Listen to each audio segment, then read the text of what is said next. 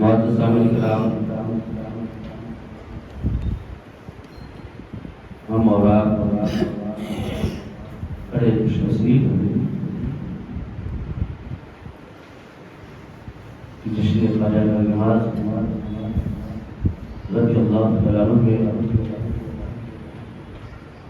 شرکت کرنے کا ہمیں یہ سنہرا موقع ملا۔ اب پروگرام کا افتتاح ہونے جا رہا ہے۔ حضرات محترم،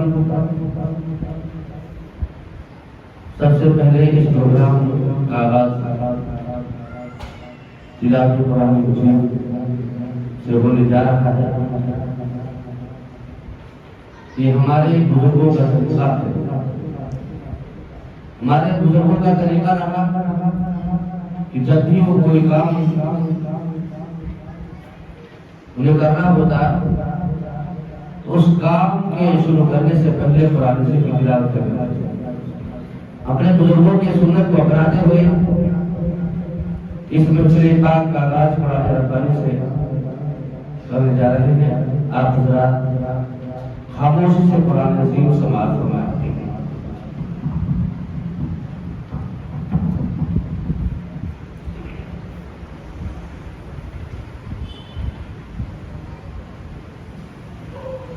أعوذ بالله من الشيطان الرجيم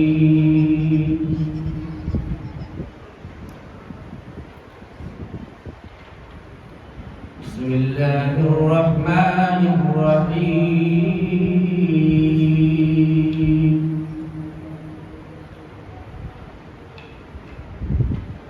والله الذي لا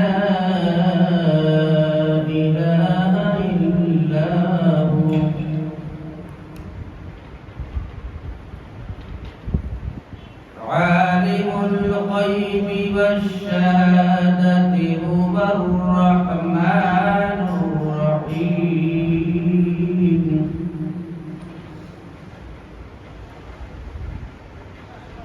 هو الله الذي لا إله إلا هو الملك القدوس السلام المؤمن المهيمن العزيز الجبار المتكبر سبحان الله عما يشركون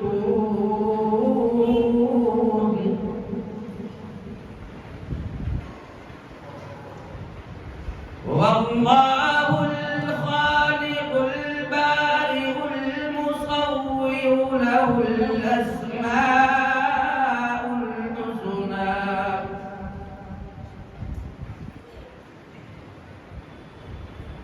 يسبح له ما في السماوات والأرض وهو العزيز الحكيم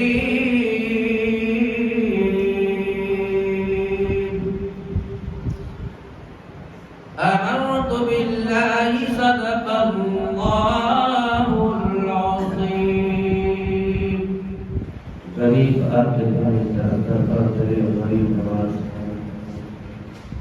غریب آتے ہیں در پر تیرے غریب نواز، کرو غریب نوازی میرے غریب نواز، کرو غریب نوازی میرے غریب نواز۔ ظالم محترم،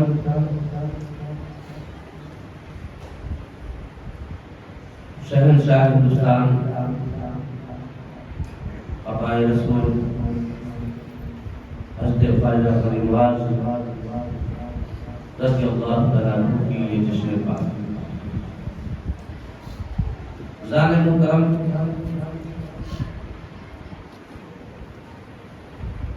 آپ بڑی شخصیت کے مالک ہیں۔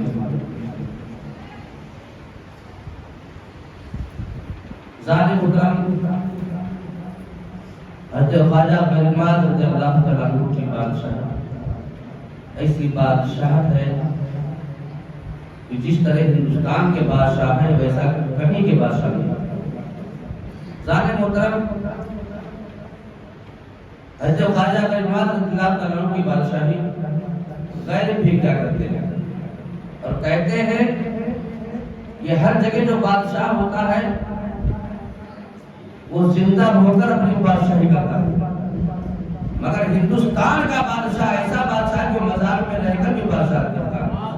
ظالم محترم یہ ہمارے خواجہ فرماد رضی اللہ تعالیٰ کی وہ ذات پاک انہی کی آج محفل ہے جس میں ہم شریک ہیں. ظالم محترم انشاءاللہ العزیز ہمارا یہ شرکت انشاءاللہ اگر خواجہ فرماد نے قبول کر لیا تو ہماری دنیا بھی سمجھ جائے گی اور آخرت بھی سمجھ جائے گی. ظالم محترم اب نعت رسول صلی اللہ علیہ وسلم پیش کرنے کے لیے میں دعوت سبحان اللہ میری مراد بلبل باغ مدینہ واسطے شاہ خدا جناب یونس بھائی کو جو آئے ہم نعت رسول صلی اللہ علیہ وسلم سے ہم صاحب کے قلوب کو منور و مجلہ فرمائیں.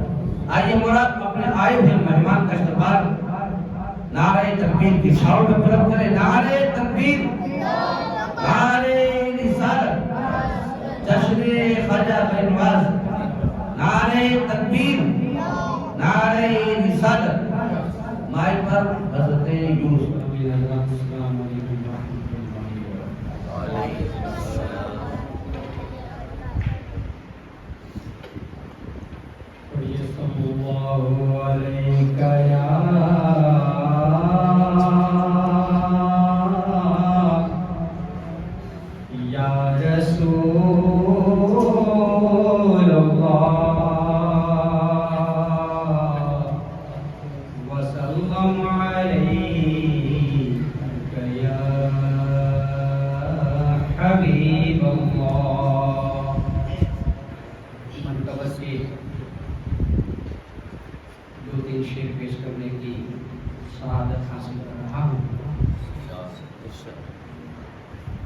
فیض تمہارا ہے آنگن، پرفیض تمہارا ہے آنگن، یا خواجہ معین الدین حسن. مل کر پڑھیے. پرفیض تمہارا ہے آنگن، یا خواجہ معین الدین حسن، انوار نبی سے ہے روشن، انوار نبی سے ہے روشن، یا خواجہ معین الدین حسن، انوار نبی سے ہے روشن. اجمیری سے ہم کو الفت ہے، اجمیری کو دل سے چاہا ہے، اجمیری سے ہم کو الفت ہے، اجمیری کو دل سے چاہا کیونکہ یہ تمہارا ہے مسکن، یا خواجہ معین الدین حسن، کیونکہ یہ تمہارا ہے مسکن، یا خواجہ معین الدین حسن. اور شعر دیکھیے. جب در پہ تمہارے آتا ہوں، ایک لطف عجب میں پاتا ہوں،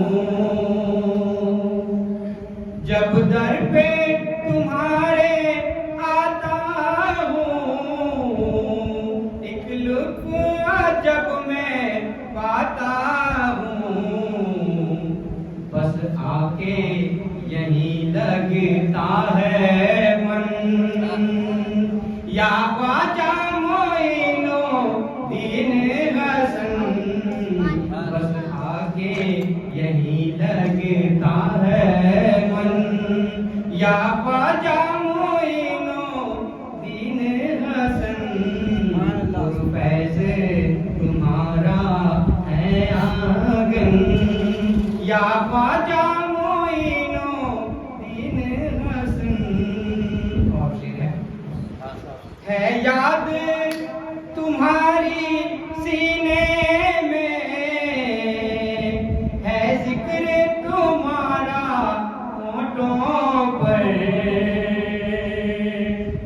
ہے یاد تمہاری سینے میں ہے ذکر تمہارا ہونٹوں پر کچھ ایسی لگی ہے تم سے لگن کچھ ایسی لگی ہے تم سے لگن یا خواجہ معین الدین حسن پرکیف پرفیض تمہارا ہے آنگن یا خواجہ معین الدین حسن انوار نبی سے ہے روشن یا خواجہ معین الدین حسن یہ تھے بلبل باغ مدینہ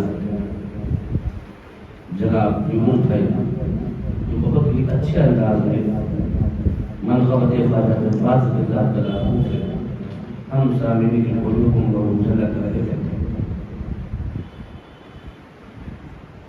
خوشبو ہے تازگی ہے لطافت فضا میں ہے خوشبو ہے تازگی ہے لطافت فضا میں ہے ہر وصف ہر کمال میرے مصطفیٰ میں ہے ہر وصف ہر کمال میرے مصطفیٰ میں ہے اور جس نے بھی دیکھا پڑھ لیا کلمہ میرے حضور کا جس نے بھی دیکھا پڑھ لیا کلمہ خلوص سے کتنی کشش ہے کتنی کشش جمال رسول خدا میں ہے کتنی کشش جمال رسول خدا میں ہے.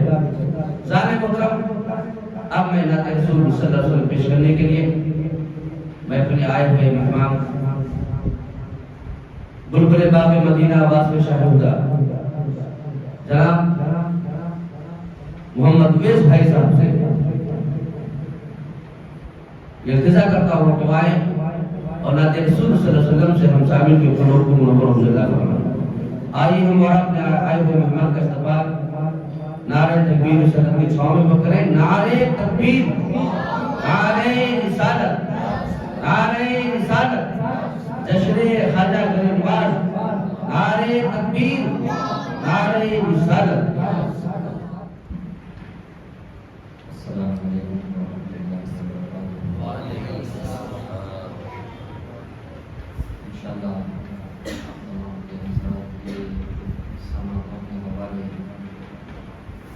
ایک نعت پاک اور اس کے بعد انشاءاللہ حضور سرکار غریب نواز کی شان میں مرتبہ پیش کروں گا کیونکہ ہمارے خصوصی جو مہمان ہیں وہ یہاں پہ تشریف فرما ہیں. جو خصوصاً جو ہمارا پروگرام ہے وہ تقریر کا ہے. اس سے پہلے یہاں پہ لوگ اور جمع ہو جائیں اور اچھی طرح سے تقریر سنیں. آئیے ہم حضور کریم صلی اللہ تعالیٰ علیہ وسلم کا ذکر کرتے ہیں غریب نواز کا ذکر کرتے ہیں اور سب سے پہلے تو حصول برکت کے لیے دو اثار حمد باری تعالیٰ کے سماعت کریں اور میرے ساتھ مل کر کے پڑھنے کی کوشش کریں. کعبے کی رونق کعبے کا منظر اللہ اکبر اللہ اکبر کعبے کی رونق کعبے کا منظر کعبے کی رونق کعبے کا منظر اللہ اکبر اللہ اکبر اللہ اکبر اللہ اکبر دیکھو تو دیکھے جاؤں برابر دیکھو تو دیکھے جاؤں برابر اللہ اکبر اللہ اکبر اللہ اکبر اللہ اکبر حیرت سے خود کو کبھی دیکھتا ہوں اور دیکھتا ہوں کبھی میں حرم کو حیرت سے خود کو کبھی دیکھتا ہوں اور دیکھتا ہوں کبھی میں حرم کو لایا لایا کہاں مجھ کو میرا مقدر لایا کہاں مجھ کو میرا مقدر اللہ اکبر اللہ اکبر اللہ اکبر اللہ اکبر اور ہم دے خدا سے تر ہے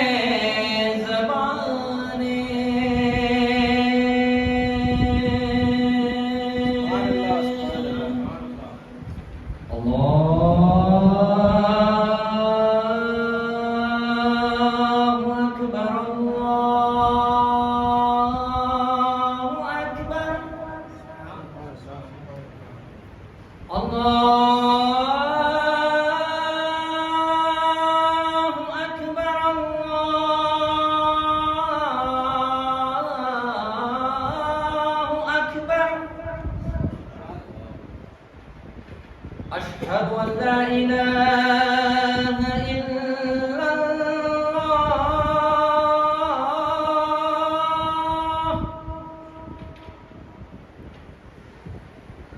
أشهد أن لا إله إلا الله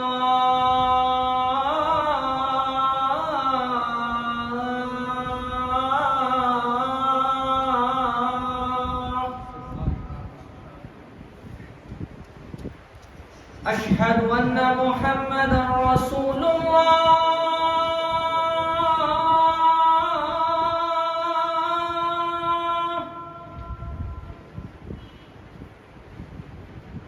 أشهد أن محمدا رسول الله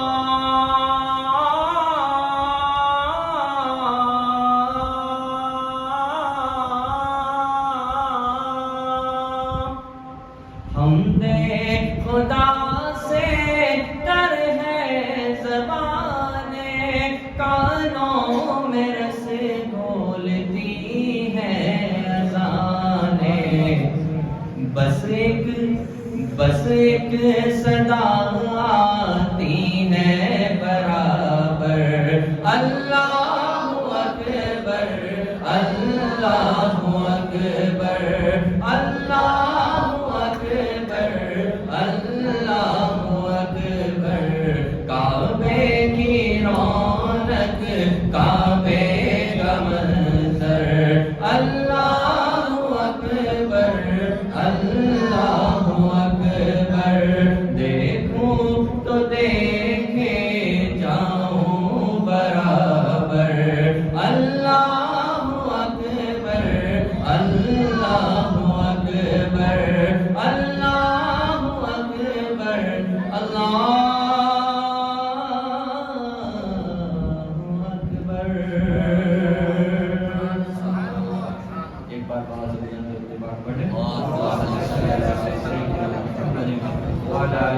سيدنا محمد وعلى آله وصحبه الصلاة والسلام عليك يا سيدي يا رسول الله صلى الله تعالی علیہ وسلم. آئیے نعت پاک کے چند ہزار سماعت کریں. درود پاک تو پڑھ لیا, اب اس کا پاور بھی دیکھیے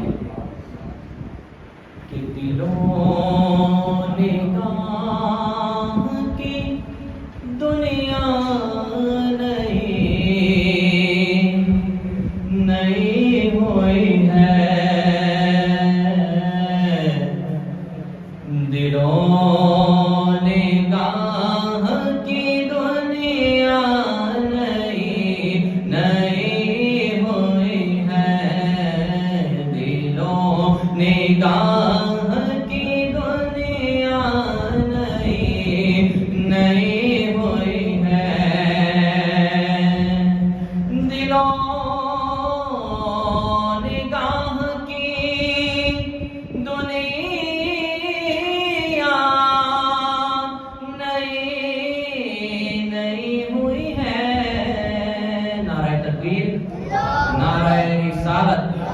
سادات کرام,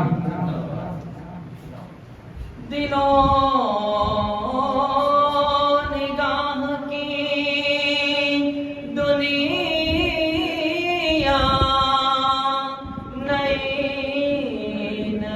ہوئی ہے,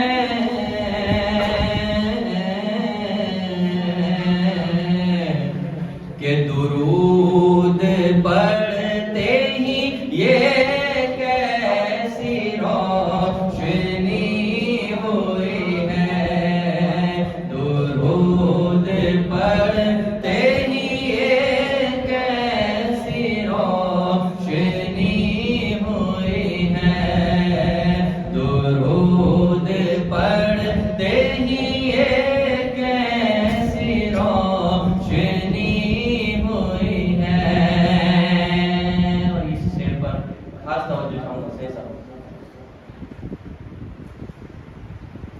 میں بس یوں ہی تو نہیں گیا ہوں محفل میں, حضور کی ہم پر خاص توجہ ہے. تو کیا کہتے ہیں شاعر کہ میں بس یوں ہی تو نہیں گیا ہوں محفل میں,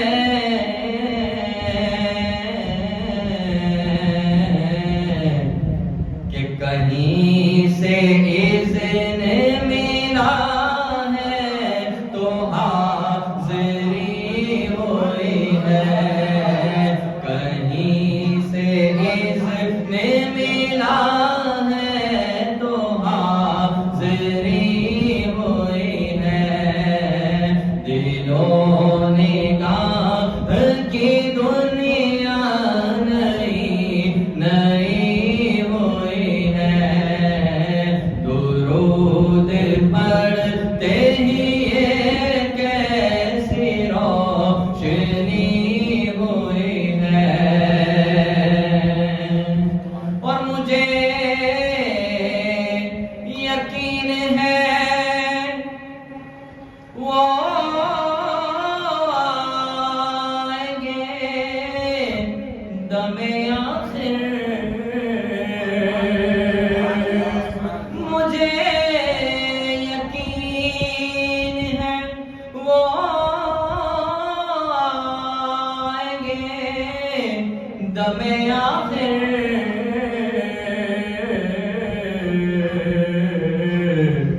کہ میں کہہ سکوں گا زیارت ابھی ہوئی ہے, میں کہہ سکوں گا زیارت ابھی ہوئی ہے, درود پڑھتے ہی کیسی روشنی ہوئی ہے. اور خاص توجہ چاہوں گا اس اشعار پر کہ بغیر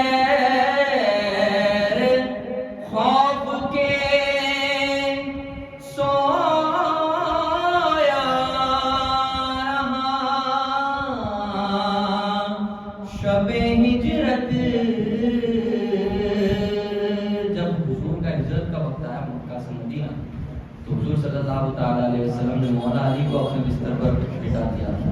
آپ جانتے ہوں گے وہ. تو شاعر کہتے ہیں کہ بغیر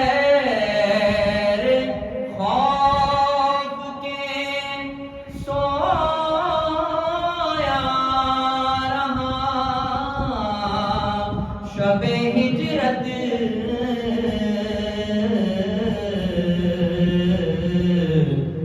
کہ علی کی جان کی ضمانت نبی نے دی ہوئی ہے. علی کی جان کی ضمانت نبی نے دی ہوئی ہے. درود پڑھتے ہی یہ کیسی روشنی ہوئی ہے. اور اس نعت پاک کا حاصل کلام شعر جسے ہر عاشق یقین کے ساتھ کہہ سکتا ہے. تو شاعر یہاں کیا فرماتے ہیں کہ یہ جو سر اٹھائے ہوئے جا رہا ہوں جانب کھل، یہ جو سر اٹھائے ہوئے جا رہا ہوں جانب کھل،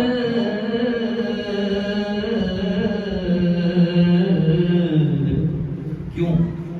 کیونکہ میرے لیے، بلکہ میں یوں کہوں کہ ہمارے واسطے آقا نے بات کی ہوئی ہے. ہمارے واسطے آقا نے بات کی ہوئی ہے. اے فرشتوں ذرا ٹھہرو، میرے اعمال نہ تولو، کیونکہ میرے لیے میرے آقا نے بات کی ہوئی ہے. میرے لیے میرے آقا نے بات کی ہوئی ہے. رضا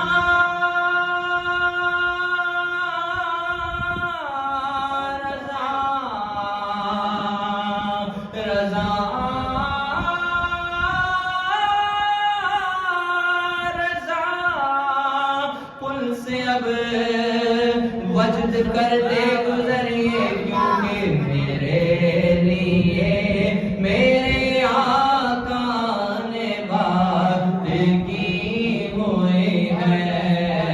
میرے لیے میرے آقا نے بات کی ہوئی ہے.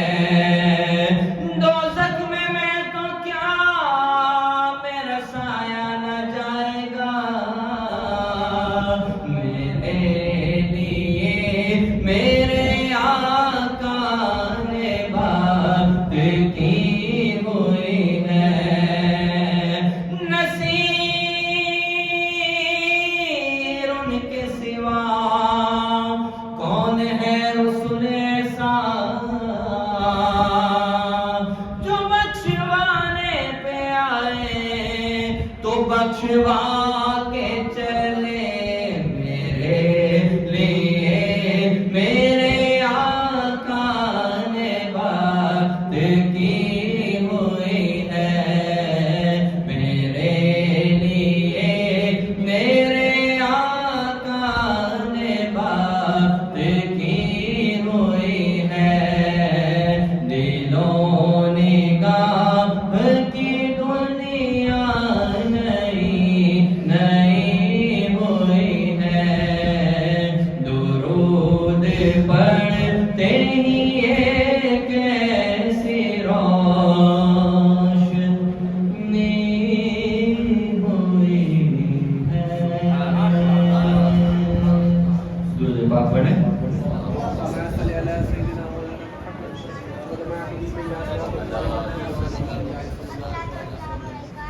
آپ تمام حضرات کے لفظ ایک بھی لفظ خاموش نہ رہے. اگر شعر اچھا لگے تو آواز سے بولو سبحان اللہ ماشاء اللہ سبحان اللہ. غریب نواز کی بارگاہ میں چلتے ہیں. چراغ چشت شہ اولیاء غریب نواز میرے حضور میرے پیشوا غریب نواز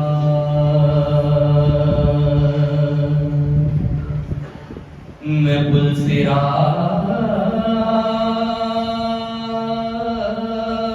سے گزروں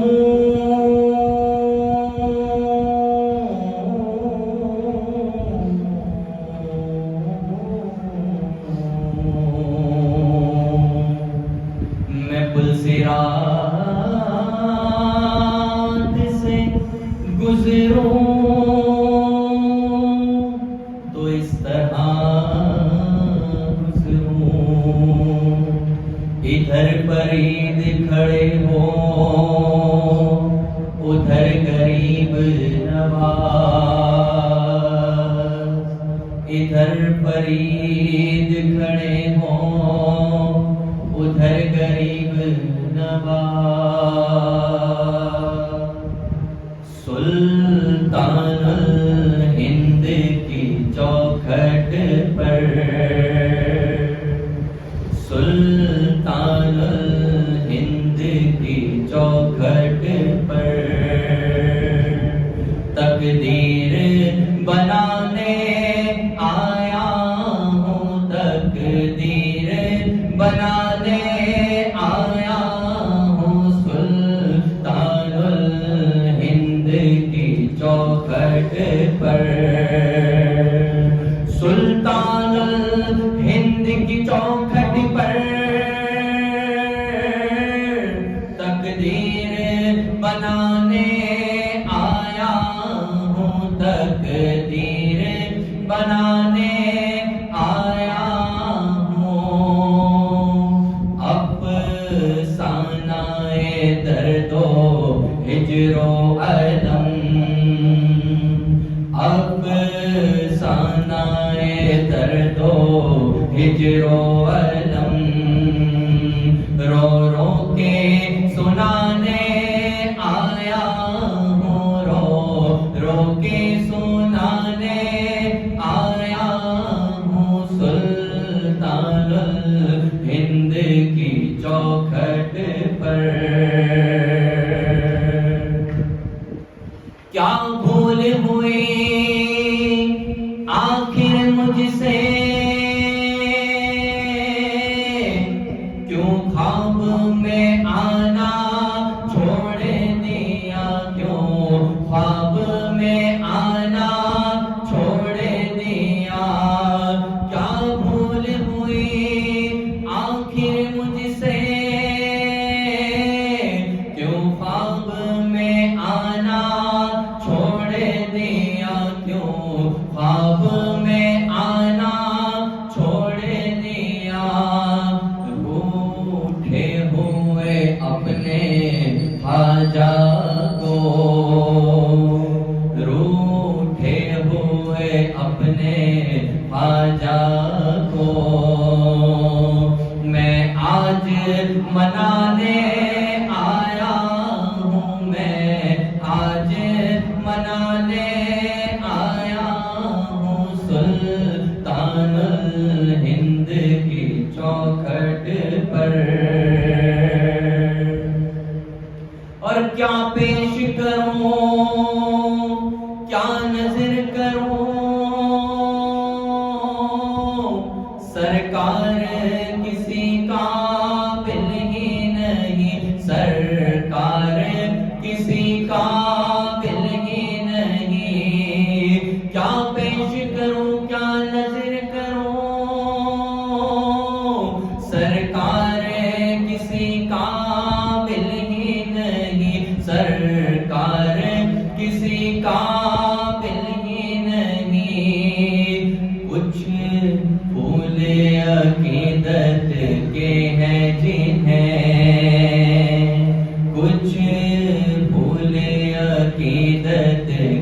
ہے جیت ہے تربت پر چڑھانے آیا ہوں تربت پر چڑھانے آیا ہوں سلطان الہند کی چوکھٹ پر جو بھٹکے مارے آتے ہیں ان کے یہاں کام بن جاتے ہیں ان کے یہاں کام بن جاتے ہیں خوابیدہ مقدر ہوں میں خوابیدہ مقدر ہوں میں بھی تعبیر جگانے آیا ہوں تعبیر جگانے آیا ہوں سلطان الہند کی چوکھٹ پر اور جب راز و نیاز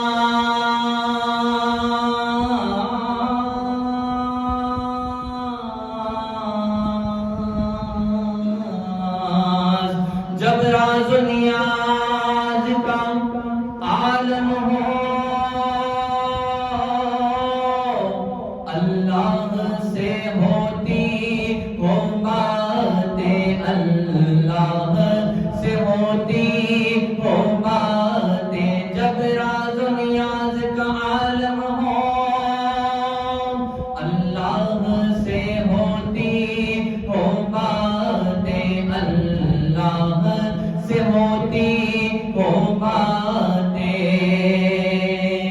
اس وقت نہ بھولے آپ ہمیں اس وقت نہ بھولے آپ ہمیں یہ یاد دلانے آیا ہوں یہ یاد دلانے آیا ہوں سلطان الہند کی چوکھٹ پر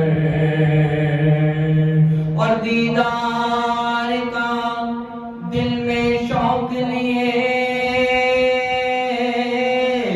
کہتا ہے تمہارا یہ سید کہتا ہے تمہارا یہ سید دیدار کا دل میں شوق لیے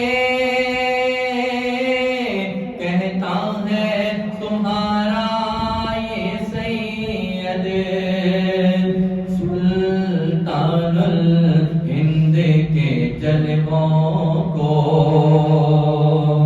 سلطان الہند کے جلووں کو آنکھوں میں بسانے آیا ہوں آنکھوں میں بسانے آیا ہوں سلطان الہند کی چوکھٹ پر تقدیر جگانے آیا ہوں تقدیر جگانے آیا ہوں سلطان الہند کی چوکھٹ پر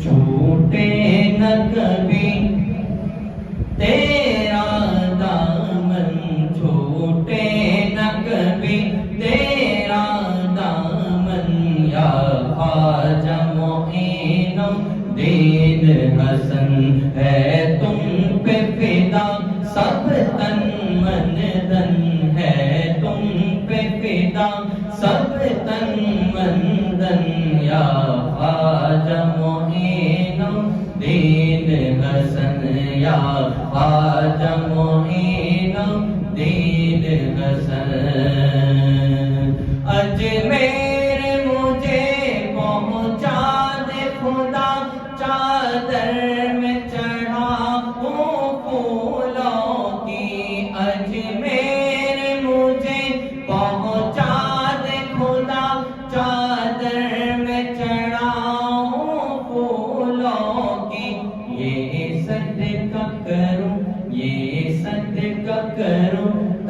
من اپنا یہ صدقہ کروں تن من اپنا یا خواجہ معین الدین حسن یا خواجہ معین الدین حسن چھوٹے نہ کبھی تیرا دامن یا خواجہ معین الدین حسن فرزند علی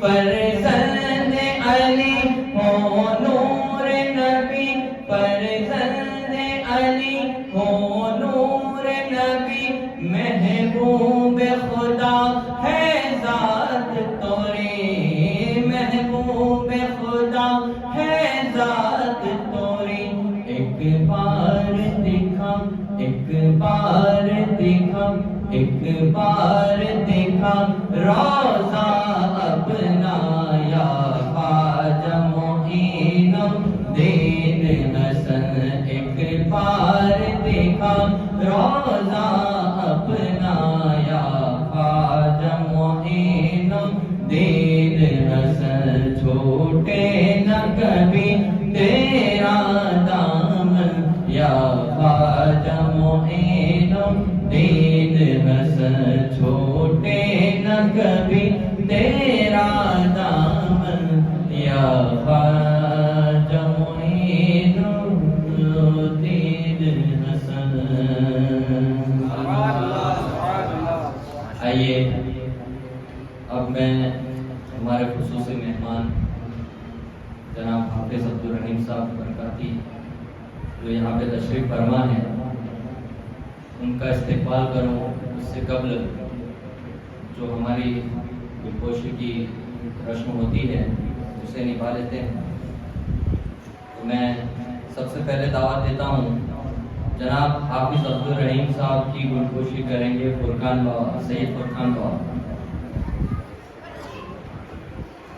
نعرہ تکبیر نعرہ رسالت علماء اہل سنت سادات کرام نعرہ تکبیر نعرہ رسالت اور سید فرقان بابا کی گلپوشی کریں گے عبدالعزیز پر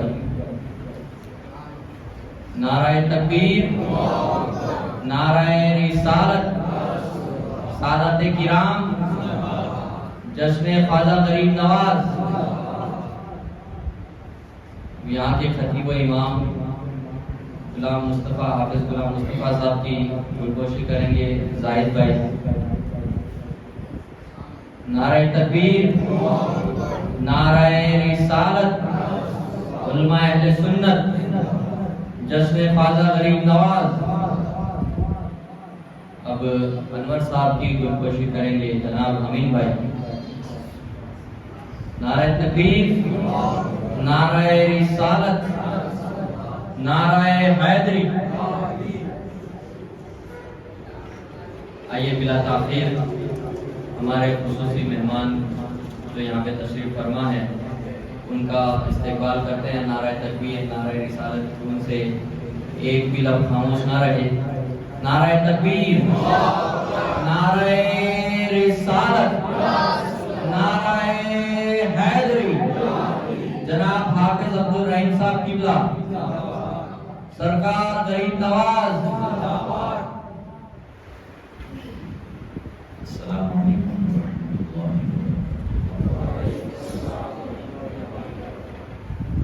الحمدللہ رب العالمین والصلاة والسلام على سيد الأنبياء والمرسلين أما بعد أعوذ بالله من الشيطان الرجيم بسم الله الرحمن الرحيم والأخلاق يومئذ بعضهم لبعض عدو إلا المتقين صدق الله وصدق رسوله النبي الكريم ونحن على ذلك لمن الشاهدين والشاكرين والحمد لله رب العالمين جس طرح میں پڑھاؤں تو السلام میرے ساتھ پڑھیں الصلاة والسلام علیکہ یا رسول اللہ الصلاة والسلام علیکہ یا حبیب اللہ، الصلاۃ والسلام علیک یا نبی اللہ، الصلاۃ والسلام علیک یا نور اللہ، صلی اللہ علیہ وسلم۔ آیت کریمہ کی روشنی میں اللہ تبارک و تعالیٰ مجھے حق کہنے، آپ سب کو سننے، ہم سب کو اس پر عمل کی توفیق عطا فرمائے۔ سب سے اولا و اعلیٰ ہمارا نبی، سب سے اعلیٰ و اعلیٰ ہمارا نبی، اپنے مولا کا پیارا ہمارا نبی، دونوں عالم کا دلہا ہمارا نبی، خلق سے اولیاء، اولیاء سے رسول اور رسولوں سے اعلیٰ ہمارا نبی۔ کون دیتا ہے دینے کو منہ چاہیے، دینے والا ہی سچا ہمارا نبی۔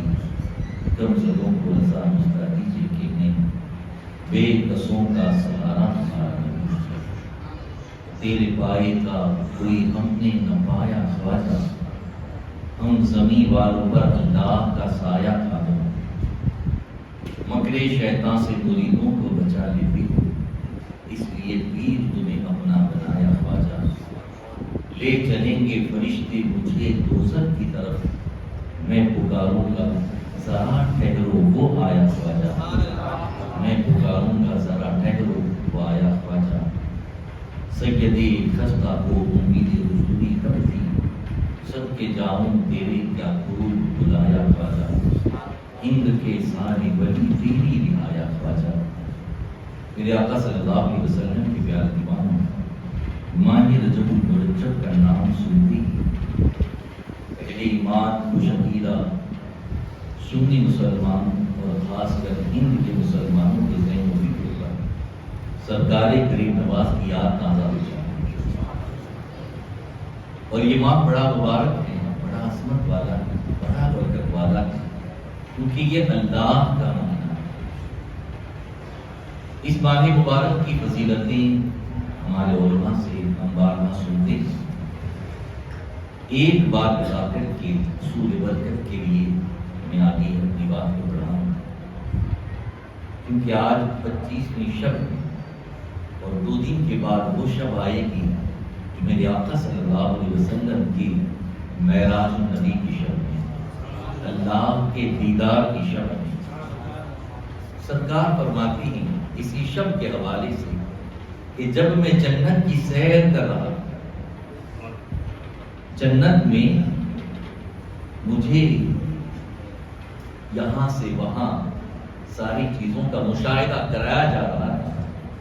میں نے کوہ کاف کے پیچھے ایک نہر کو دیکھا، جنت، جس نہر کا پانی شہد سے زیادہ میٹھا، برف سے زیادہ ٹھنڈا اور کستوری سے زیادہ خوشبو والا۔ ہم شربت بناتے ہیں نا تو الگ الگ فلیور کے ہوتے ہیں، ٹھنڈا بھی ہوتا ہے، اس کی خوشبو بھی الگ ہوتی ہے۔ تو آقا کریم فرماتے وہ ایسا پانی ہے نہر کا جو شہد سے بھی زیادہ میٹھا، برف سے زیادہ ٹھنڈا ہے اور کستوری سے زیادہ خوشبو والا۔ میری نظر پڑی تو جبریل امین عرض کرتے ہیں یا رسول اللہ صلی اللہ علیہ وسلم، اس نہر کا پانی آپ کے ان غلاموں کو ملے گا، انہیں میسر ہوگا جو ماہ رجب میں آپ پر درود پڑھتے ہوں۔ اس ماہ مبارک میں کثرت سے سرکار پر ہم درود پڑھیں گے، اللہ ہمیں اس نہر کا پانی عطا فرمائے۔ میرے آقا صلی اللہ علیہ وسلم کے پیارے دیوانوں، اس ماہ مبارک کے اور دن ہمارے پاس باقی ہیں، جتنے دن ہیں جتنا ہو سکے زیادہ درود شریف سرکار پر پڑھنے کی ہم کوشش کریں۔ پڑھتے ہی ہیں مگر زیادہ پڑھنے کی کوشش کریں۔ میرے آقا صلی اللہ علیہ وسلم کے پیارے دیوانوں، میں نے جو آیت طیبہ تلاوت کی، اللہ تبارک و تعالیٰ ارشاد فرماتا ہے الاخلاء یومئذ بعضهم لبعض عدو، دنیا کے سارے دوست قیامت کے دن ایک دوسرے کے دشمن بن جائیں۔ دنیا کے دوست، آیت طیبہ میں اللہ تعالیٰ ارشاد فرماتا ہے کہ قیامت کے دن وہ ایک دوسرے کے دشمن بن جائیں۔ یہ کیسے ہو سکتا ہے؟ دوست تو یہاں ایسے کام آتا ہے کہ آدھی رات میں ضرورت پڑنے پر پکارو تو دوڑ کر آتا ہے۔ پھر وہ دشمن کیسے بنیں گے؟ تو وہ دوست ہوں گے جن کی دوستی دنیا میں دنیا کے فائدے کے لیے، دینی غرض کے طور پر نہیں ہوگی، دینی مفاد کے لیے نہیں ہوگی، دنیاوی فائدے کے لیے، دنیا کے دوست۔ مگر جو دنیا میں رہ کر کے دین کے لیے اور دینی رشتہ داری کے لیے، دین کے فائدے کے لیے دوستی کریں گے، اس کے لیے آگے ارشاد فرمایا کہ دنیا کے دوست دشمن بن جائیں گے الا المتقین، لیکن جو متقیوں کی دوستی ہوگی وہ قیامت میں بھی کام آئے گی۔ اور یہ متقین کون ہیں؟ جو اللہ سے ڈرنے والے، اللہ کے دوست ہیں، اللہ کے ولی ہیں۔ ہم اللہ والوں سے محبت کرتے، یا اللہ کا بڑا کرم ہے کہ اس کے حبیب کے نالین کے صدقے میں ہمیں اولیاء کا غلام بنایا، ان کا چاہنے والا بنایا، اور پھر ہند میں ہمیں شہنشاہ ہند کی غلامی عطا فرمایا۔ میرے آقا صلی اللہ علیہ وسلم کے پیارے دیوانوں، تو اللہ والوں کی دوستی دنیا میں بھی کام آئے گی اور محشر میں بھی کام آئے گی۔ متقیوں سے دوستی کرنا، ان کی بارگاہ میں جانا، آج ہمارے اس عقیدے پر اور ہمارے اللہ والوں کی بارگاہ میں جانے پر کچھ لوگ اعتراض کرتے ہیں کہ تم ولیوں کی بارگاہ میں کیوں جاتے ہو، کیا ملتا ہے؟ تو میرے آقا علیہ الصلوۃ والتسلیم کے پیارے دیوانوں، میں ایک حدیث شریف اس حوالے سے بھی پیش کروں، کیونکہ سوشل میڈیا کا زمانہ ہے، نہ جانے کس طرح کے میسیجز آ جاتے ہیں۔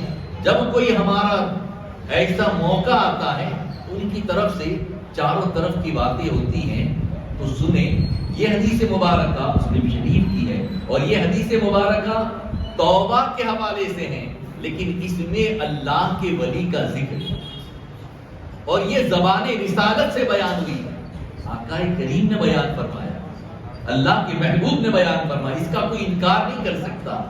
ایک شخص تھا بنی اسرائیل میں جس نے 99 قتل کیے، 99۔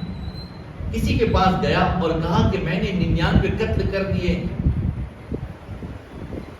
کیا مجھے معافی مل سکتی ہے؟ تو جس کے پاس گیا تو اس نے کہا کہ ناحق کسی ایک کو مارنے پر اللہ ناراض ہوتا ہے، بخشش نہیں ہوگی، تو نے تو 99 قتل کیے، کیسے معاف ہو سکتا ہے؟ اسے اور غصہ آیا کہ جب 99 100 پورے کر دیتا ہوں اسے بھی قتل کر دیا۔ لیکن دل میں ایک توبہ اور معافی کی بات تھی، ضمیر جاگ گیا، تو کہیں اور گیا۔ اب جہاں گیا وہ صاحب نظر تھے، انہیں پوچھا کیا میں نے 100 قتل کیے ہیں، کیا میرا گناہ معاف ہو سکتا ہے؟ اللہ غفور رحیم، وہ معاف کرنے والا۔ جہاں فلاں جگہ ایک اللہ کے ولی ہیں، ان کے پاس پہنچ جا، جو اللہ کے دوست ہیں، ان کی بارگاہ میں جا، توبہ کر، یقین اللہ معاف فرمائے۔ اب وہ نکلا، جیسے ہی نکلا گشی تاری ہوئی، زمین پر آیا، روح اس کے جسم سے پرواز کر اللہ کے ولی کی بارگاہ میں جانے کے لیے نکلا۔ یہ حدیث شریف میں ہے کہ وہ ولی کے پاس جا رہا ہے، لیکن پھر کیا ہوا؟ فرشتے آئے، عذاب کے فرشتے بھی آئے، رحمت کے فرشتے بھی آئے۔ عذاب کے فرشتے کہنے لگے ہم لے جائیں گے کیونکہ اس نے 100 قتل کیے۔ رحمت کے فرشتے کہنے لگے ہم اسے لے جائیں گے، یہ اللہ والے کی بارگاہ میں جا رہا، یہ توبہ کے لیے جا رہا۔ اللہ تبارک و تعالیٰ کے حکم ہی سے فرشتے آتے ہیں، فرشتے اپنی مرضی سے نہیں آتے، اللہ کا حکم ہوتا ہے تبھی آتے ہیں، وہ وہی کرتے ہیں جو خدا حکم دیتا ہے۔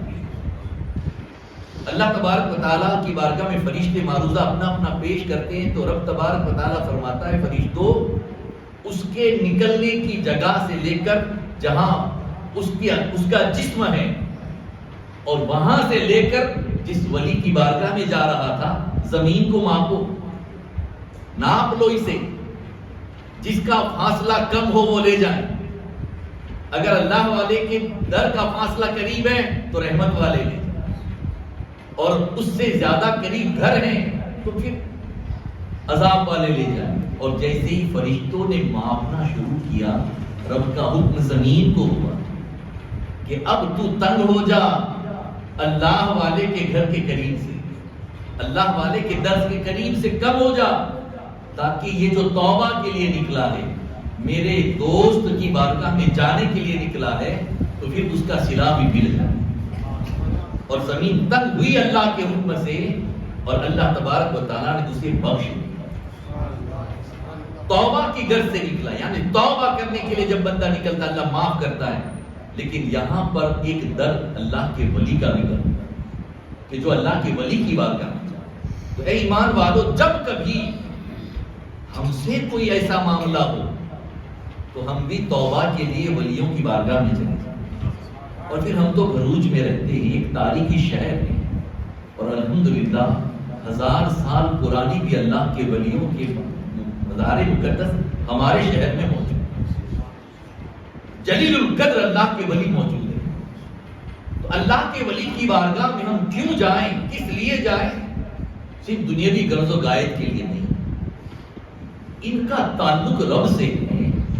یقیناً جو مانگیں گے اللہ ان کے توسل سے عطا کر ہی دیتا ہے، مگر ہم مانگے تو پھر بڑی بارگاہ میں بڑا مانگے.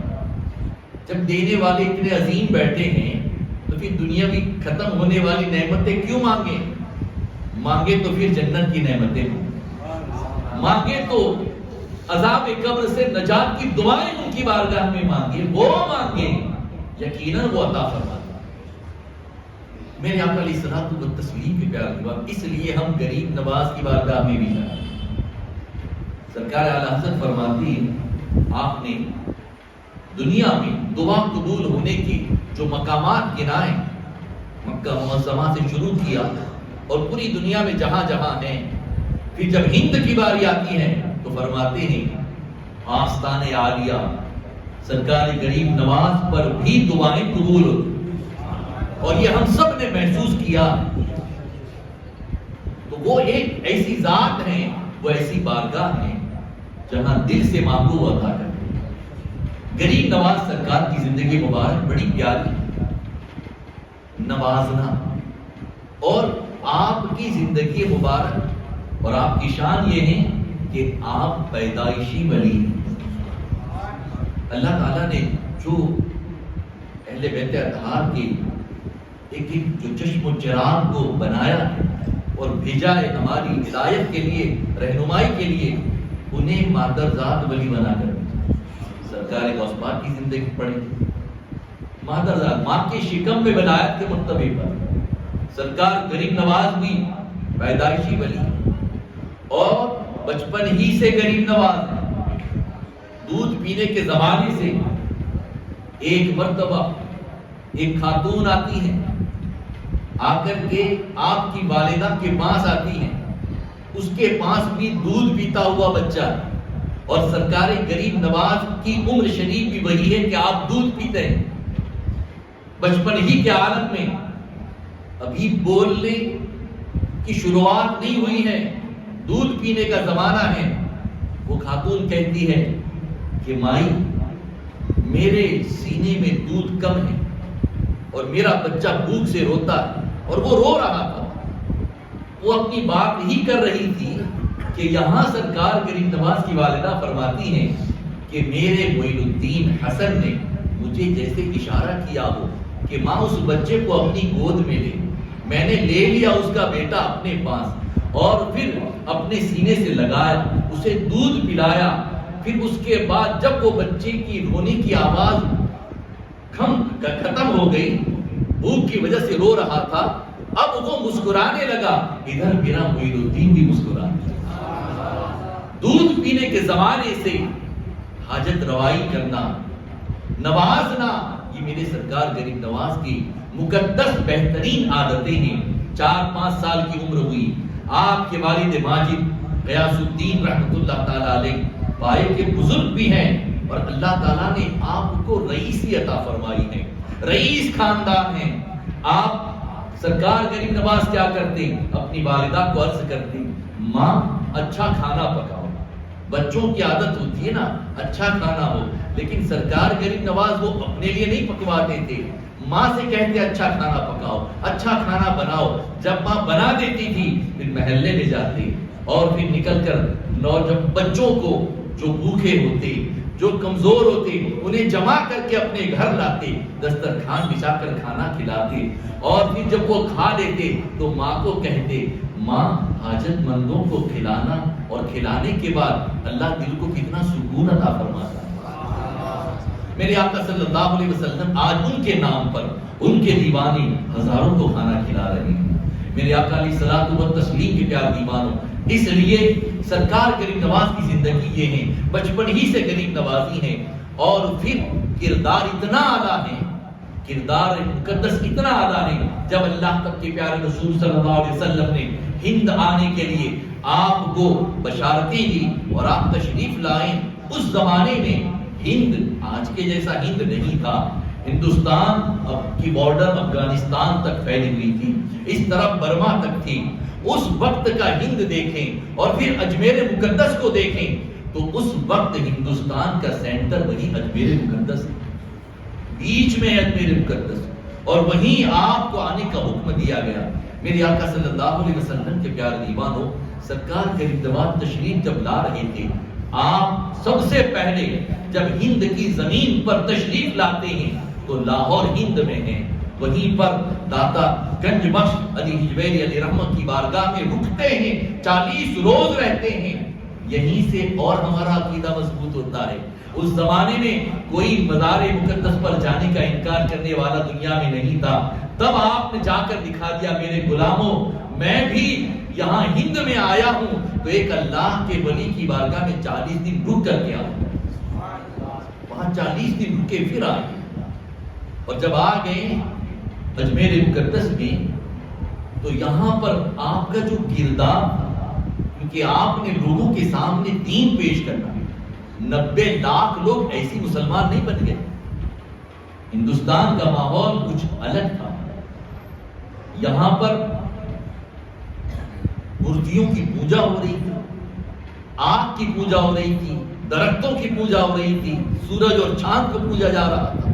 انہیں ایک اللہ کی بندگی کے لیے قائل کرنا ہے تو سرکار غریب نواز نے اپنا کردار پیش لوگوں کے سامنے، اور لوگ آپ کا کردار دیکھتے گئے اور دین سے قریب ہوتے گئے.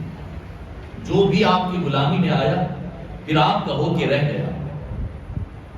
جب پرتھوی راج پریشان ہو گیا، اس نے بہت ساری باتیں کی، بڑے بڑے جادوگروں کو بھیجا، اجے پال جوگی کو بھیجا، اور وہ تو آیا تو بڑے فخر سے آیا کہ یہ درویش میرے سامنے کیا ٹکی. میرے آقا صلی اللہ علیہ وسلم کے پیارے دیوانوں، جب وہ آخری مرتبہ خود آیا ہے، وہ تو ایک روایت میں ہے کہ ہرن کی چمڑی پر بیٹھتا تھا یا شیر کے چمڑی پر، اور اس پر بیٹھ کر جادو کی طاقت سے اڑتا بھی تھا. جب وہ اڑا ہے، پتھروں کی بارش کروا رہا ہے، آگ کی بارش کروا رہا ہے، لیکن سرکار غریب نواز نے ایک دائرہ کھینچا اور اپنے سارے خادموں کو کہہ دیا تھا دائرے میں رہیں، کچھ نہیں ہوگا. اور یقیناً جو کچھ بھی وہ وہاں سے ڈالتے تھے دائرے کے اندر نہیں آتا. مگر ہوا کیا پھر؟ اور پھر پڑھے کیا تھے؟ روایتوں میں ہے آیت الکرسی پڑھ کے دائرہ کر دیا.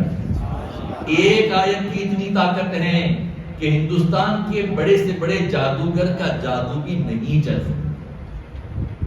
پھر پورے قرآن مقدس کی بات کیا ہے؟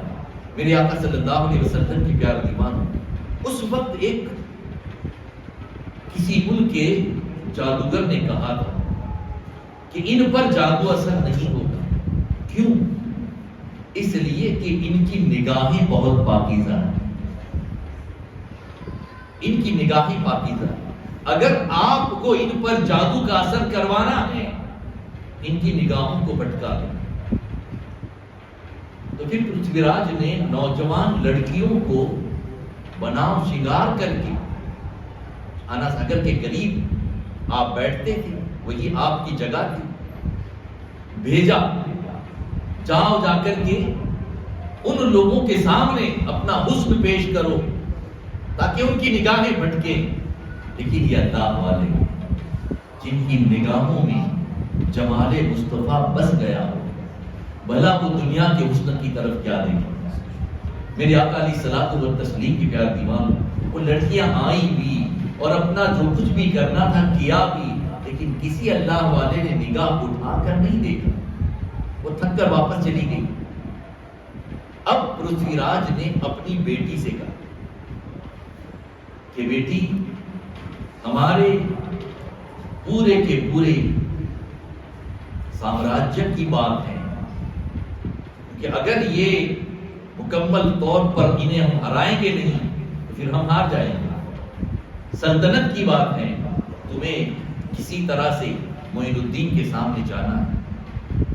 اس کی بیٹی آئی انا ساگر میں کم کپڑے پہن کر اور نہائی بھیگ گئی، کیونکہ بھیگنے کے بعد عورتوں کے بدن پر کم کپڑے ہو تو اور بھی زیادہ بریانت ہوتی ہے. اور پھر اس حالت میں سرکار غریب نواز کے سامنے آ، اور یہاں سرکار غریب نواز قرآن مقدس کی تلاوت کر، اللہ کے کلام کو پڑھ رہے ہیں. میرے آقا صلی اللہ علیہ وسلم کی پیارے دیوانوں، جب بازیں کھنکھناتی ہیں کہ کسی طرح سے ان کی نگاہ میری طرف ہو اور ان کی نگاہوں میں بس جاؤں اور ان کی ان پاکیزگی کو میں توڑ دوں، لیکن یہاں غریب نواز نے وہ نگاہیں نیچی رکھ کر کے اپنی چادر مبارک اٹھاتے ہیں اور کہتے ہیں بیٹی، عورتوں کو، لڑکیوں کو یہ زیب نہیں دیتا کہ وہ پرائے مردوں کے سامنے اپنا جسم اس طرح سے نمایاں کریں، لے اوڑھ لے چادر. جب سرکار غریب نواز اپنی چادر مبارک دیتے ہیں، کیونکہ اسے یہ کہا گیا تھا کہ مسلمان وحشی ہیں، مسلمان حسن کے پاگل ہیں، اور نہ جانے کیا. بہت سارے پروپیگنڈے ہو رہے تھے جیسے آج ہو رہے ہیں اور برسوں سے جاری ہیں. جب سے اسلام پھیلنے لگا اور حجاز مقدس سے نکل کر یورپ اور روم تک پہنچ گیا، تو پھر یہی لوگوں نے انہی پروپیگنڈوں کے ذریعے سے مسلمانوں کو، اسلام کو بدنام کرنے کی کوشش کی. مگر جیسے ہی ان لوگوں نے یہ کوششیں کی، اللہ والوں کے مقدس پاکیزہ کردار نے ان کی تمام سازشوں کو ناکام کر دیا. یہی ہوا. سرکار غریب نواز نے اپنی چادر لی اور کہا بیٹی اوڑھ لے، پرائے مردوں کے سامنے اپنے جسم کو نمایاں نہیں کرتے، نمائش نہیں کرتے. اس نے چادر اوڑھ لی. میں یہاں پر رک کر ایک بات کروں کہ جسے غریب نواز سرکار کی چادر نہیں ہے، پھر وہ محروم کیسے رہ سکتے؟ وہ پرتھوی راج کی بیٹی اسی عمل پر، آپ کی اسی بہترین عادت پر اتنی متاثر ہوئی کہ اس نے اسی وقت کلمہ پڑھ لیا، وہ مسلمان ہو گئی. آئی تھی بہکانے کے لیے، خود ہدایت پر آ گئی. پرتھوی راج کے گھر میں اسلام پہنچ گیا. کردار سرکار غریب نواز آپ کے کردار سے پہنچا، تو یہ کردار پیش کرنا ہے. آج کے زمانے میں بھی مسلمانوں کو بدنام کیا جا رہا ہے، لیکن مسلمان سارے ایسے نہیں. ہاں کچھ مسلمان ہیں جو ایسے غلط کام کر رہے ہیں، لیکن سارے تو ایسے نہیں. ہمیں ٹیررسٹ کہا جا رہا ہے، ہمیں کیا کیا کہا جا رہا ہے، لیکن ہم ہے تو نہیں. تو لوگ اگر ہمیں اس وقت برا کہہ رہے ہیں تو یہی وہ موقع ہے کہ ہم اپنا دین لوگوں کے سامنے پیش کریں کردار کے ذریعے سے. ہمارا کردار وہ ہو کہ لوگ ہمیں دیکھ کر جان جائیں کہ آج کا مسلمان اگر کردار میں اتنا اچھا ہے تو پھر ان کے نبی کی شان کیا ہو. میرے آقا علیہ السلام و تسلیم کی پیار دیوان، سرکار غریب نواز نے اس طرح سے دین پرتھوی راج کے گھر تک پہنچا دیا، اپنے کردار سے، اپنی بہترین عادتوں سے. اور پھر ہم ہند والوں پر یہ احسان ہے کہ آج ہم ان کے غلام ہیں.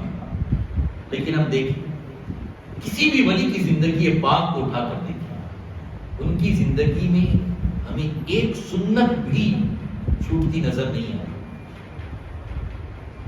سرکار جنید بغدادی رضی اللہ تعالیٰ عنہ غوث پاک کے پیروں کے پیر ہیں. وہ فرماتے ہیں کہ جو سنت ترک کرے وہ اللہ کا ولی نہیں ہو سکتا. اللہ کا ولی وہی ہے جو حضور کی ہر سنت پر عمل کرے. تو ولیوں کی زندگی میں ایک سنت بھی ترک نہیں ہے. ہماری زندگی میں سنت کی بات تو ایک طرف رہے, ہم سے فرض چھوٹ جاتے ہیں, ہماری نمازی قضا ہو جاتی ہے. اور اتنے آج دیکھیں اذان پر پابندی کی بات ہو رہی ہے. آپ نے پچھلے ہفتے کی نیوز پڑھے ہوں گی, کورٹ میں کیسز ہو رہی ہیں کہ یہ اذان تو ہوتی ہے, نماز پڑھنی نہیں آتی. کہہ رہے ہیں فجر میں یہی حال ہے نا. میرے آقا علیہ الصلوۃ والتسلیم کے پیارے ایمانوں, ہمارے کردار کو دیکھنے کی بات جب کروں تو سرکار صلی اللہ علیہ وسلم کے زمانہ پاک روم سے ایک نمائندہ بھیجا جا رہا ہے کہ اللہ کے رسول نے یہ اعلان کیا ہے کہ وہ کیسر و کسریٰ کو فتح کر لیں گے. اس زمانے کی سپر پاور امریکہ اور رشیا جیسی ہیں, وہ کیسر اور کسریٰ اس زمانے کی سپر پاور پوری دنیا میں, اور یہ مسلمان انہیں فتح کرنے کی بات کر رہے ہیں. تو کیا بہت بڑا لشکر ہے ان کے پاس؟ ذرا جا کر دیکھ کر آؤ. وہ نمائندہ مدینہ شریف میں آتا ہے, اور جب آ کر دیکھتا ہے تو جیسے وہ مدینہ شریف میں انٹر ہوتا ہے, اس وقت ایک نماز کا وقت تھا اور سرکار بلال اذان دے رہے. جیسی اذان شروع ہوئی لوگ مسجد کی طرف دوڑنے لگے. اپنی دکانیں کھلی ہیں, انہیں اس کی پرواہ نہیں, سب مسجد کی طرف جا رہے. بازار کھلے ہیں, اور جب وہ گیا اس طرف, اس نے دیکھا اللہ کے حبیب وضو کر رہے ہیں, اور وہ وضو کا پانی سرکار صلی اللہ علیہ وسلم کے جسم مبارک سے جو نیچے کی طرف آتا تھا, صحابہ اس کا ایک قطرہ بھی زمین پر نہیں گرنے دیا. سارا کا سارا پانی جو سرکار وضو کر رہے ہیں اٹھا کر کوئی آنکھوں سے لگاتا ہے, کوئی پی لے رہا ہے, کوئی سینے سے لگاتا ہے, کوئی سر میں لگاتا ہے, زمین پر ایک قطرہ بھی نہیں آیا. اس نمائندے نے جا کر کے اپنے بادشاہ سے کہا, محمد عربی نے جو بات کہی وہ مان لو کہ وہ کیسر و کسریٰ کو فتح کر لیں گے. کہ بہت بڑی فوج ہے. کہ فوج نہیں ہے, ان کے پاس دیوانے موجود ہیں, اور دیوانوں کو کوئی ہرا نہیں سکتا. جو اپنے نبی کے جسم سے گرا ہوا پانی زمین پر نہیں گرنے دیتے, بھلا وہ ان کا خون کیسے گرنے دیتے؟ تو یہ جو کہہ رہے ہیں وہ حق ہے, اور یہ ہوا. بعد میں سرکار سیدنا فاروق اعظم کے زمانے میں وہ ساری ریاستیں, سارے بڑے کے بڑے بادشاہوں کو, تمام ملکوں کو اسلام کی آغوش میں لے لیا. میرے آقا علیہ الصلوۃ والتسلیم کے پیارے دیوانوں, تم معاملہ کیا تھا؟ دیوان ہم بھی اپنے آپ کو دیوانہ کہتے ہیں. اللہ کرے کہ اللہ ہمیں وہی ایمان کی عطا فرمائے. ہم اپنے آپ کو دیوانہ کہتے ہیں, لیکن وہ دیوانگی اور وہ جنون ہمارے اندر نہیں. ہمارا کوئی کام ہو اور اذان ہو رہی ہے تو کبھی ایسا ہوا کہ ہم نے کام ترک کر کے پہلے نماز پڑھی؟ ہمارے یہاں شادی ہو, شادی کا کھانا ہو رہا ہے, اذان ہو رہی ہے. ہمارے یہاں نیاز ہو, بات ترک ہے مگر سنیں, ولی کے نام کی نیاز, سرکار غوث پاک کی نیاز, سرکار غریب نواز کی نیاز. ایک طرف نیاز ہو رہی ہے, ایک طرف نماز ہے. شام کی نیاز ہے, کتنے لوگوں کی اثر مغرب عشاء جاتی ہے. کیا اس ہمارے عمل سے سرکار غریب نواز راضی ہوں گے؟ نہیں ہوں گے. تو دیوانگی کا عالم یہ نہ ہو کہ ہم فرائض کو ترک کر دیں. سلسلے چشت کے بزرگ نے جن سے دوران وضو میں غلطی سے، جان بوجھ کر نہیں، انگلیوں کا کھلال جو چھوٹ گیا غلطی سے، اور وضو کے بعد انہیں یاد آیا کہ مجھ سے کھلال چھوٹ گیا ہے، 40 سال تک روتے رہے، قیامت میں کیا منہ دکھاؤں گا سرکار، 40 سال تک روئے ایک اس سنت کو ترک ہوئے، اور یہ ایسی سنت جو موقع بھی نہیں ہے، چھوٹ جائیں تو وضو میں کوئی کمی نہیں آئے، لیکن چونکہ سرکار کی سنت ہے اور چھوٹ گئی ہے، ہم چشتی ہیں، اور پھر ہم نمازوں کو ترک کیسے کر سکتے ہیں؟ میرے آقا صلی اللہ علیہ وسلم کے پیار دیوانوں، پرسوں کی رات جو آئے گی وہ نماز کے ملنے کی تحفے کی شب ہے، یہ تحفہ ہے، سارے فرض زمین پر اس کا حکم نازل ہوا، لیکن یہ نماز اللہ نے محبوب کو اپنے قرب خاص میں بلا کر پھر تحفہ دیا۔ اللہ کے حبیب جب پہنچے ہیں آسمانی دنیا پر تو سرکار صلی اللہ علیہ وسلم نے پہلے آسمان پر فرشتوں کو دیکھا جو قیام میں کھڑے ہیں، سب بستہ، ابھی اس وقت تک نماز فرض نہیں ہوئی ہے، اور با جماعت نماز کا یہ اس وقت میں باقاعدہ کوئی اہتمام بھی نہیں تھا، سب نماز پڑھتے تھے، حضور پڑھتے تھے ویسے، مگر وہ نفل عبادت ہوتی۔ سرکار نے پہلے آسمان پر دیکھا فرشتے سب بستہ کھڑے ہیں، ہم جب صفوں میں کھڑے ہوتے ہیں، کبھی عید کی نماز کی آپ نے فوٹو دیکھی ہوگی، کتنا پیار لگتا ہے، عیدگاہ کا فوٹو آتا ہے تو مسلمان مومن کھڑے ہوتے ہیں تو اچھا لگتا ہے، وہاں آسمان میں نوری مخلوق کھڑی ہوتی ہے، وہ منظر کتنا پیارا ہوتا ہے۔ حضور نے دیکھا تو سرکار صلی اللہ علیہ وسلم کو بہت پسند ہے، اور پھر آقا نے فرمایا، بلکہ خود ہی ارادہ کیا، کاش ایسی عبادت کا طریقہ میری امت کو مل جائے۔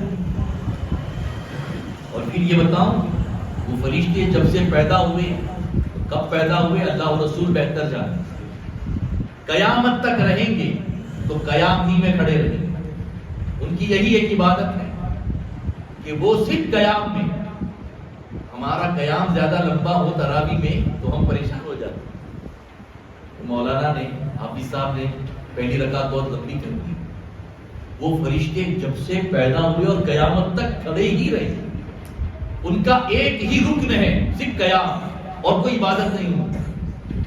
پھر حضور آگے بڑھے تو دوسرے آسمان پر سرکار نے دیکھا کچھ فرشتے جھکے ہوئے ہیں اور وہ قاعدے میں، وہ رکوع میں، سرکار کو اتنا پسند آیا کہ یہ جھک کر کہتے ہیں سبحان ربی العظیم، اللہ پاک بھی اور عظمت والا ہے، یہ تو کتنا پیارا عمل ہے، کاش یہ طریقہ بھی میری امت کو مل جائے۔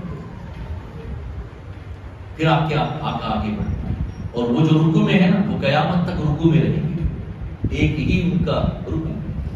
پھر سرکار آگے بڑھے، کچھ فرشتے سجدے میں، اور پھر آقا کریم سجدہ دیکھ کر تو بڑے خوش ہوئے، کیونکہ اپنی پیشانی نیچے رکھ کر کہنا ہے سبحان ربی الاعلی، اللہ پاک اور سب سے بڑا ہے۔ سرکار کے دل میں خیال آیا کاش یہ طریقہ بھی میری امت کو مل جائے۔ جب آقا کریم کو یہ بہت پسند آیا، پھر آگے بڑھے تو کچھ قاعدے میں التحیات پڑھتے ہیں، سرکار نے وہ بھی دیکھا کاش یہ بھی مل جائے۔ پھر آگے بڑھے، کچھ سلام میں ہے ایک ہی طرف السلام علیکم ورحمۃ اللہ، سرکار کو یہ بھی پسند آیا، کچھ دوسری سلام ہے۔ پوری نماز کا ایک ایک رکن کو، ایک ایک فرشتوں کی قطار کو دیکھا حضور نے۔ جب رب کی بارگاہ میں پہنچے تو اللہ تو عالم الغیب و شہادت سب جانتا ہے کہ میرا محبوب کیا پسند کر کے آیا ہے، تو اللہ تعالیٰ نے تحفے میں 50 وقت کی نماز دی، ہم پر فرض 50 وقت کی۔ میرے آقا علیہ السلام تو وہ تسلیم کی پیار دیوان، وہ حبیب ہیں۔ حبیب جب تحفہ ملا لے کر آ گئے، پہلے 7ویں آسمان میں جناب ابراہیم علیہ السلام نے کھڑے ملاقات ہوئی، کیا بات ہوئی؟ یہ بات ہوئی تحفے میں 50 وقت کی نمازیں. جو خلیل ہوتے ہیں نا، وہ جو بھی رب کا حکم ہوتا ہے اسی میں راضی ہوتے ہیں. تو آپ نے کچھ نہیں کہا کہ یہ نہیں پڑھ پائیں گے، واپس جائیے. وہ خلیل کا معاملہ یہ ہے. خلیل کو حکم ہوا بیٹے کو ذبح کرو، کر دیا. بیٹے کی گردن پر کوئی چھری چلا سکتا ہے نہیں، لیکن خلیل کر سکتا، اللہ کا دوست. تو جب وہ وہاں سے واپس آئے چھٹے آسمان پر، اب موسیٰ علیہ السلام کلیم ہے، اللہ سے بات کرنے والے. تو کلیم کہتے ہیں یا رسول اللہ یہ آپ کی امت پڑھ نہیں پائے گی 50 میں. دیکھو یہ بھی علم غیب ہے. ابھی سرکار زمین پر تشریف نہیں لائے، آسمانی دنیا میں. ابھی امت کو حکم نہیں سنایا نماز کا، اور اللہ کے کلیم کہہ رہے ہیں نہیں پڑھ پائیں گے، اور ہو رہا ہے نا. تو نبیوں کے علم غیب پر جو طنز کرتے ہیں، جو سوالات کرتے ہیں، اور یہ اس بات کو بھی قائل کرتے ہیں کہ پہلے 50 وقت کی نماز تھی، اور موسیٰ علیہ السلام نے سرکار کو بار بار بھیجا اور گئے حضور. تو موسیٰ علیہ السلام نے کہا یا رسول اللہ میری امت تو 2 وقت ہی نہیں پڑھ پاتی، آپ واپس جائیں. اب حضور واپس گئے. پہلے جبریل آئے ہیں بلانے کے لیے، اب کوئی بلانے والا نہیں ہے، حضور خود جاتے. کسر دنا تک کس کی رسائی، جاتے یہ ہیں آتے یہ ہیں، جاتے یہ ہیں آتے یہ ہیں. حالانکہ سرکار اسی لیے لکھتے ہیں قصیدہ معراج کہ حضور بار بار گئے، 9 بار گئے، اور سرکار گئے ہر بار 5 مرتبہ. 5 نمازیں اللہ تعالیٰ نے معاف کی، کم کر دی. کم کرتے کرتے 5 رہ گئی. کہ یا رسول اللہ آپ بھی جائیے. آقا فرمایا اب میری حیا یہ گوارا نہیں کرتی کہ میں جاؤں، کیونکہ ہر بار 5 کم ہوئی ہیں، پھر کوئی نماز نہ رہے. حضور واپس ہے. لیکن کریم رب دیکھیں ہمارا، رحمان الرحیم رب، میرا کریم رب اپنے محبوب کی حکم دیتا ہے کہ اے حبیب ہم نے آپ بار بار آئیں تو نمازیں کم کر دی ہیں، کیونکہ یہ معراج کا تحفہ ہے، اور تحفے میں جو مقرر ہیں وہ 50 وقت کی ہے. تو 50 وقت کی پڑھیں گے تو 50 وقت کا ثواب ملے گا. لیکن اب ہم نے نمازیں کم کی ہے، جو تحفے میں دیا ثواب تھا وہ کم نہیں ہوا. آپ کی امت پڑھے گی 5 وقت، ثواب میں وہی 50 کا، ہمیں 50 کا ملتا ہے ثواب. پڑھتے ہیں 5 ہی. اللہ نے تحفہ دیا ہے نا محبوب کو. ہم کسی دوست کو تحفہ دیں تو واپس نہیں لیتے اور قیمتی دیتے ہیں. یہ بھی بڑا قیمتی تحفہ ہے مسلمان. اے ایمان والے، دینے والا رب اور لانے والے مصطفیٰ، تو یہ بڑا قیمتی تحفہ ہے. اس لیے ہمیں اس کی پابندی کرنی ہے. شب معراج سے پہلے ہی ہم صلاۃ کی پابند ہو جائیں. اور پھر میرے آقا صلی اللہ علیہ وسلم کی پیار دیوانوں، نماز ترک کرنے پر اللہ ناراض بھی ہوتا ہے. وعیدیں ہیں اور بے شمار وعیدیں ہیں. معراج کی بات اس لیے معراج ہی کے حوالے سے ایک بات بتا دیں، پھر میں اپنی بات کو مکمل کر سکتا ہوں. آقا کریم ارشاد فرماتی ہیں میں نے جنت کی بھی سیر کی تو میرے سامنے دوزخ کے عذاب بھی پیش کیے گئے. میں نے دیکھا کہ ایک آدمی سویا ہوا ہے اور اس کے قریب دوسرا آدمی وزنی پتھر لے کر کھڑا ہے، اور اس نے اس کے سر پر مارا. وزنی پتھر جیسے ہی گرا اس کا سر چکنا چور ہو گیا. پتھر اس طرف جا کر گرا. پھر وہ مارنے والا پتھر لینے گیا. جیسے وہ پتھر لے کر واپس آیا، ادھر اس کا پورا سر واپس جیسا تھا ویسا ہو گیا. پھر دوبارہ اس پر مارا جاتا ہے، اس کا سر پھوڑ دیا جاتا ہے. بچے کھیلتے ہیں ہمارے، اگر چھوٹا سا کنکر بھی غلطی سے وہ پھینکے اور ہماری پیشانی پر لگے تو چوٹ آتی ہے. دنیا کا پتھر، وہ جہنم کا پتھر. اور وزنی ہے وہ مارا جاتا ہے. بار بار یہ ہو رہا ہے عمل. جبریل امین عرض کرتے آقا اس پر یہ عذاب اس لیے ہو رہا ہے اور یہ عذاب قیامت تک ہوتا رہے گا کہ اس نے جان بوجھ کر ایک وقت کی نماز کو قضا کر دیا. ایک وقت کی نماز جان بوجھ کر قضا کر دیا, اس لیے اس پر یہ عذاب ہو رہا ہے. میرے آقا صلی اللہ علیہ وسلم کے پیارے دیوان, اس لیے اپنے کام کو, اپنی بیماری کو کسی کو بھی ہم بہانہ نہیں بنا سکتے نماز میں. اللہ قیامت میں کوئی بہانہ نہیں چلائے گا. کوئی کام کا بہانہ بنائے گا, جیسے کوئی ٹیلر ہے تو اللہ ادریس علیہ السلام کو پیش کرے گا. کھیتی کا بہانہ بنائے گا تو آدم علیہ السلام کو پیش کرے گا. یہ نبی بھی ہیں, کھیتی بھی کرتے تھے. لوہار ہوگا تو داؤد علیہ السلام کو پیش کیا جائے. تاجر ہوگا تو اس کو بادشاہ ہوگا, سلیمان علیہ السلام کو پیش کیا جائے. جتنے کوئی بہانے, بیمار ہوگا تو ایوب علیہ السلام کو پیش کیا جائے کہ ان سے زیادہ تو بیمار نہیں تھا. کوئی بہانہ نہیں چلے گا. نماز کے لیے کوئی بہانہ نہیں. میرے آقا علیہ السلام و تسلیم کے پیارے دیوانوں, رات بھر جگے ہیں, صبح بیٹھے بیٹھے بھی نیند آئے گی تو 2-3 گھنٹے سو لو, تھوڑا آرام مل جائے گا. رات بھر جگا ہوا آدمی دن میں تھوڑا سوئے گا, اسے راحت ہوگی. دن بھر روزہ رکھا ہے, کچھ کھایا نہیں, لیکن شام میں افطاری میں کھا لیا, بھوک مٹ جائے گی. 5-6 گھنٹے تک پانی نہیں پیا تھا, پھر 1 گلاس پانی مل گیا, راحت ہو جائے گی. یعنی کھانا پینا سونا کچھ دیر تک رک گیا, بعد میں آئے گا, اس کی کھوٹ بھرپائی ہو سکتی ہے, لیکن ایک وقت کی نماز چلی گئی تو دوبارہ نہیں. وقت جو چلا گیا نا, قضا ہو گیا, اسے لوٹا نہیں سکتے. اس لیے جو زندگی ہے غنیمت ہے, اور پھر جوانی میں تو اللہ کو بہت پسند ہے. اس لیے ہم نماز کی پابند کریں. غریب نواز سرکار کی زندگی سے یہی درس ملتا کہ تم میری بارگاہ میں آتے ہو, ہم وہاں جا کر یقیناً بھرپور عبادت کرتے ہیں. ہر مسجد آپ کو پور نظر آئے, چاہے ساجانی ہو, صندلی ہو, اکبری ہو, یا اور کوئی بھی مسجد ہو. فجر میں لوگ جلدی آ جاتے ہیں. کاش وہی سلسلہ اپنے گھروں میں آ کر بھی بات کریں, اپنے شہر میں بھی وہی سلسلہ رکھیں. صرف وہاں جا کر عبادت نہیں, جہاں بھی ہو عبادت کریں. میرے آقا علیہ السلام کو تسلیم کے پیار دیوان. تو اللہ والوں کی محبت یہی ہے, ان کے کردار پر عمل کیا جائے اور ان کی بارگاہ میں جا کر کے اپنے رب کی رضا کی دعائیں مانگی جائے.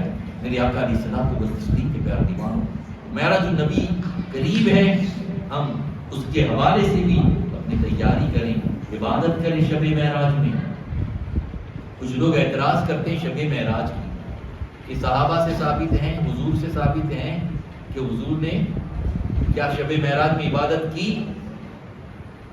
تو میرے آقا صلی اللہ علیہ وسلم کی پیار دیوان, اللہ تعالیٰ ارشاد فرماتا ہے یا ایھا المزمل قم اللیل الا قلیلا, اے چادر اوڑھنے والے رات میں قیام کیا کرو مگر تھوڑا تھوڑا. حضور رات رات بھر عبادت کرتے, کوئی رات باقی نہیں جو حضور نے عبادت نہ کی. کوئی ثابت کرے کہ اس رات حضور نے عبادت نہیں کی. تو ہمارے نبی نے ہر رات بندگی کی ہے. اب ہم شب معراج میں کریں, شب برات میں کریں, تو کوئی دلیل کیا مانگے. انہیں کہہ دو رب کی عبادت کے لیے بھی کوئی دلیل کی ضرورت ہے. نفل ہے مگر ہے تو رب کی عبادت. 27واں روزہ رکھیں گے تو کہتے کہاں ثابت ہے. ارے رب کی رضا کے لیے روزہ رکھا ہے. نفل حضور نے بے شمار روزے رکھے, حضور نے بے شمار روزے رکھے. اور شب معراج جب مکمل ہوئی ہیں, صبح پیر کا دن تھا, اور حدیث مبارکہ سے ثابت ہے حضور نے ہر پیر کو روزہ رکھا. ہر پیر کو حضور روزہ رکھے, ہر مہینے 13, 14, 15 حضور روزہ رکھے. اس لیے نفل عبادتوں کے لیے بھی کوئی دلیل مانگے تو سامنے انہیں سوال کرو, رب کی عبادت کے لیے بھی کوئی دلیل کی ضرورت ہے, چاہے نفل ہیں. سرکار مولائے کائنات کی بارگاہ میں کسی نے آ کر معروضہ پیش کیا, حضور عید کے دن بھلا آدمی مسجد میں چاشت پڑھ رہا ہے, عید کے دن چاشت کی نماز نہیں ہے, عید کی نماز پڑھتے ہیں نا. تو تو سرکار مولا کائنات نے فرمایا چونکہ چاشت کی نماز تو نہیں ہے مگر کرتا تو رب کی بندگی ہے، میں نہیں روکوں گا اسے. تو ہمارے لیے اتنی دلیل کافی ہے نفل نمازوں کے لیے، لیکن نفل بھی پڑھے، قضائے عمری بھی پڑھے. بڑی شب میں ہو سکے وہاں تک جو ہماری نمازیں قضا ہوئی ہے نا، ہم اسی کو پڑھنے کی کوشش کریں. جو بھی نوافل پڑھتے ہیں اس سے بہتر ہے ہم قضائے عمری پڑھیں، اس لیے کہ بڑی شب میں قضائے عمری پڑھنے سے ہماری جو قضا شدہ نمازیں ہیں وہ ہمارے ذمے سے کم ہوگی اور بڑی رات کی عبادت کا ثواب بھی مل جائے گا. ثواب تو ملنا ہی ہے، اس لیے کوشش کریں اور نماز کے پابند بنیں. اللہ مجھے آپ کو سب کو عمل کی توفیق عطا فرمائے. استغفر اللہ ربی من کل ذنب واتوب الیہ. ہماری السلام علیکم.